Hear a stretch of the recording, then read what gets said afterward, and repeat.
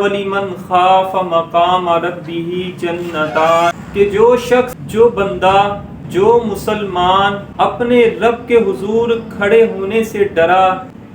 جنتان فرمایا کہ ایسے شخص کے لیے 2 جنتیں ہیں. یعنی جب وہ نماز ادا کرتا ہے،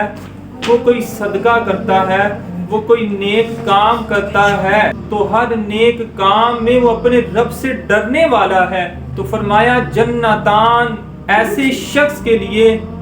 ایسے مسلمان کے لیے 2 جنتیں ہیں. رب کے حضور کھڑے ہوتے ہیں تو عجز و انکساری کے ساتھ کھڑے ہوتے ہیں اور اپنی نمازوں میں روتے ہیں اور خشوع و خضوع کے ساتھ اپنی نمازوں کو ادا کرتے ہیں. ہر وقت اپنے رب کی رضا میں اپنا وقت گزارتے ہیں اور وہ کام جن سے رب العالمین ناراض ہو جاتا ہے ان کاموں سے بچتے ہیں. تو فرمایا ایسے لوگ جب اپنے رب کے حضور کھڑے ہوتے ہیں تو ان کے لیے 2 جنتیں ہیں. حضرت عمر کا دور مبارک ہے اور آپ کے زمانے میں ایک نوجوان تھا جو بڑا ہی متقی پرہیزگار تھا، عبادت کرنے والا تھا، اللہ رب العالمین کے احکامات کے مطابق زندگی گزارنے والا تھا.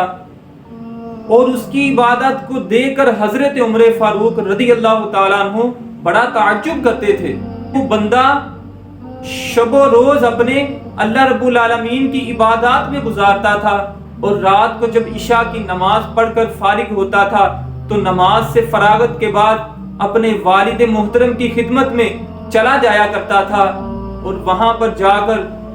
ان کی خدمت کیا کرتا تھا. ہر روز اس کو ایک عورت، خوبصورت عورت اپنی طرف مائل کرتی تھی، اپنی طرف بلاتی تھی، مگر وہ عابد، وہ اللہ کا نیک بندہ نظریں جھکائے وہاں سے گزر جایا کرتا تھا. ایک روز کیا ہوا، وہ عبادت گزار شیطان کے وسوسے میں آ گیا اور اس عورت کی دعوت کو اس نے قبول کر لیا.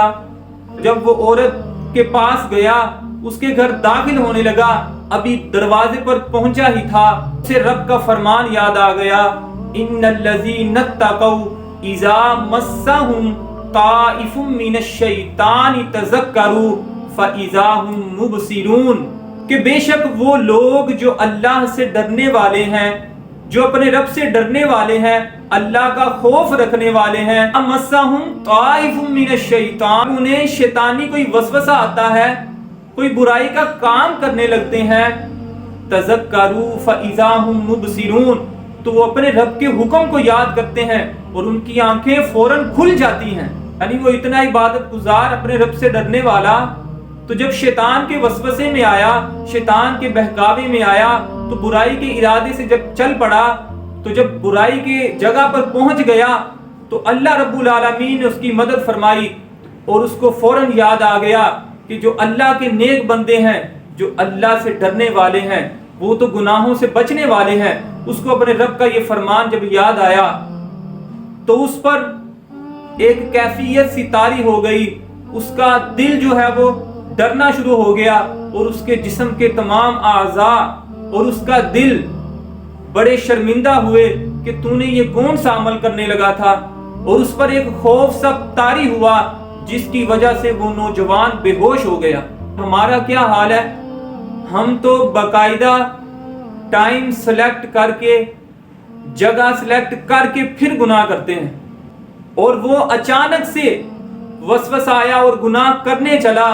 تو رب کی پھر مدد آ پہنچی. فرمایا کہ جو رب سے ڈرنے والے ہیں، جو اللہ سے ڈرنے والے ہیں، اللہ کا خوف رکھنے والے ہیں، اپنے رب کو ناراض نہیں کرتے، اپنے رب کی رضا کے مطابق زندگی گزارتے ہیں، ایسے لوگ جب کوئی غلطی کرنے لگتے ہیں، کوئی گناہ ہونے لگتا ہے ان سے، تو اللہ رب العالمین اپنی مدد بھیج دیتا ہے. یعنی یہاں سے ہم دیکھیں کہ اللہ تعالی ہم سے کتنا ناراض ہے کہ ہم گناہ پر گناہ کیے جاتے ہیں، مگر کبھی میرے دل میں ایسا خیال نہ گزرا کہ میں یہ عمل کر رہا ہوں، یہ گناہ کا کام کر رہا ہوں، یہ تو میرے رب کی نافرمانی ہے، اس سے میرا رب مجھ سے ناراض ہو جائے گا، مجھے یہ عمل نہیں کرنا چاہیے. بلکہ میں تو کہہ رہا ہم پہلے سوچ کے رکھتے ہیں کہ میں نے یہ برائی کرنی ہے. قرآن پڑھ کے یہ سوچ رہے ہوتے ہیں کہ اب یہ برائی کرنی ہے، حدیث پڑھ کے، حدیث سن کر روزہ رکھ کے یہ سوچ رہے ہوتے ہیں کہ اب صبح میں نے یہ برائی کرنی ہے۔ ہماری نمازوں، قرآن پڑھنے اور روزہ رکھنے میں بڑا فرق ہے، اسی لیے ہماری مدد نہیں کی جاتی، ہماری اللہ رب العالمین مدد نہیں فرماتا۔ کیوں؟ کیونکہ ہم نے اپنے رب کو صحیح معنوں میں راضی نہ کیا، ہم نے اپنے رب سے صحیح معنوں میں ہم ڈرے ہی نہیں، ہم متقی بنے ہی نہیں۔ اللہ نے فرمایا کہ میں نے قرآن کو بھیجا، میں نے روزوں کو تم پر فرض کیا، لعلکم تتقون، تاکہ تم متقی بن جاؤ، تاکہ تم پرہیزگار بن جاؤ، تاکہ تم مجھ سے ڈرنے والے بن جاؤ۔ وہ نوجوان بے ہوش ہو کر گر پڑا، اور جب باپ کو پتا چلا کہ اتنی دیر ہو چکی، میرا بیٹا ابھی تک مجھ سے ملنے نہ آیا، تو اس کی تلاش میں گھر سے نکلا۔ جب راستے میں دیکھا کہ بیٹا گرا ہے، لوگوں کی مدد سے اسے اٹھایا اور گھر لے آیا، اور پوچھا بیٹا تیرے ساتھ کیا معاملہ ہوا کہ تو بے ہوش ہو کر گر پڑا؟ ایسا واقعہ پیش آیا کہ جس کی وجہ سے تو بے ہوش ہو کر گر پڑا؟ تو نے کون سا ایسا منظر دیکھ لیا جس کی وجہ سے تو بے ہوش ہو کر گر پڑا؟ تو وہ نوجوان سارا واقعہ سنانا شروع ہو گیا کہ میرے ساتھ یہ بات، یہ معاملہ پیش آیا۔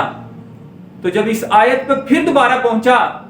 اور وہ پھر بے ہوش ہو گیا اور اپنے رب سے ڈرنا شروع ہو گیا، اس کا جسم کانپنا شروع ہو گیا اور وہ رونا شروع ہو گیا، اور اسی عالم میں اسے موت آ گئی۔ اپنے راتوں رات اس کے غسل و کفن دفن کا اہتمام کیا، اسے دفن کر کے گھر لوٹ آیا۔ تو جب حضرت عمر فاروق رضی اللہ تعالیٰ عنہ کو اس واقعے کی خبر ہوئی تو باپ سے پوچھا کہ آپ نے مجھے کیوں نہ بتایا تاکہ میں بھی اس کے جنازے میں شامل ہو جاتا۔ کہ والد نے کہا کہ رات بہت ہو چکی تھی، میں نے آپ کو بیدار کرنا مناسب نہ سمجھا کہ آپ کی نیند میں کہیں خلل نہ آ جائے۔ حضرت عمر نے فرمایا کہ مجھے اس کی قبر پر لے چلو، اور اس نوجوان کی قبر پر گئے اور آپ نے وہاں جا کر ان کلمات کو پڑھا، وَلِمَنْ خَافَ مَقَامَ رَبِّهِ جَنَّتَانِ۔ تو اللہ سے ڈرنے والے ہیں، اللہ کے سامنے کھڑے ہونے سے ڈرے، ان کے لیے 2 جنتیں ہیں۔ اے نوجوان، تیرے ساتھ تیرے رب نے کیا معاملہ کیا؟ قربان جائے اس رب کی ذات پر، وَلِمَنْ خَافَ مَقَامَ رَبِّهِ جَنَّتَانِ۔ قبر سے آواز آئی، اس نوجوان نے کہا کہ امیر المومنین رضی اللہ تعالیٰ عنہ، میرے رب نے اپنی بات کو سچ کر دیا اور مجھے 2 جنتیں عطا فرمائیں۔ یعنی اللہ سے جو ڈرتا ہے حقیقی معنوں میں، نمبر 1 پہ اس کو عبادات کا سکون اور لطف حاصل ہوتا ہے، اور نمبر 2 پہ اگر کوئی غلطی کرنے لگے تو یقین جانے قرآن کا فیصلہ ہے، ان الذین اتقوا اذا مسهم طائف من الشیطان تذکروا فاذا هم مبصرون۔ ان کی آنکھیں کھل جاتی ہیں کہ میں نے اپنے رب کی نافرمانی نہیں کرنی، میں یہ کون سا عمل کرنے لگا تھا، میں اس غیر محرم کو دیکھ رہا ہوں، میں نے جھوٹ بولا، میں نے یہ عمل نہیں کرنا، میں نے بدنگاہی نہیں کرنی۔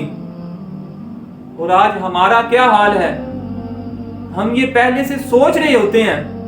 کہ میں نے فلاں دن یہ کام کرنا ہے، فلاں دن میں نے یہ گناہ کرنا ہے،